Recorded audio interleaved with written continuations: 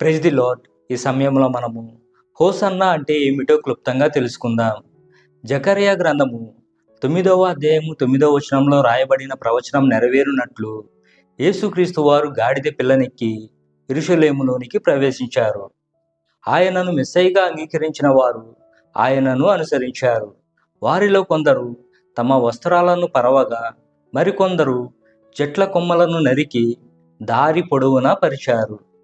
వారి దారి పొడవునా ఆనంద సంతోషాలతో హోసన్నా హోసన్నా అని అరిచారు. హోసన్నా అను గ్రీకు పదము హోషియానా అను హీబ్రూ పదం నుండి వచ్చింది.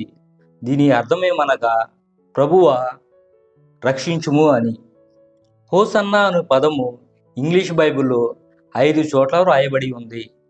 లూకా సువార్త మినహాయించి మత్తయి, మార్కు, యోహాను సువార్తలలో హోసన్నా అనే పదాన్ని మనం చూడవచ్చు.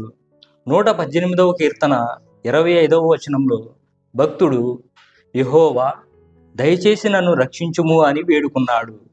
ప్రభునందు విశ్వాసం ఉంచిన వారు ప్రభువా రక్షించుము అనే అర్థం వచ్చినట్లు హోసన్నా హోసన్నా అని అరిచారు. ఎందుకంటే యేసుక్రీస్తు వారే నిజమైన రక్షకుడు గనుక. ఆయన మన పాపముల నుంచి మనకు విడుదల కలగజేసి గొప్ప రక్షణ కలుగజేస్తాడు గనుక. ఆయన నిజరక్షకుడు గనుక ఆయనకు రక్షకుడు అని అర్థం వచ్చినట్లు యేసు అని నామకరణం చేశారు. ఈ చిన్న సమాచారం మీకు ఉపయోగకరంగా ఉంటుందని నేను భావిస్తున్నాను. ఆమేన్.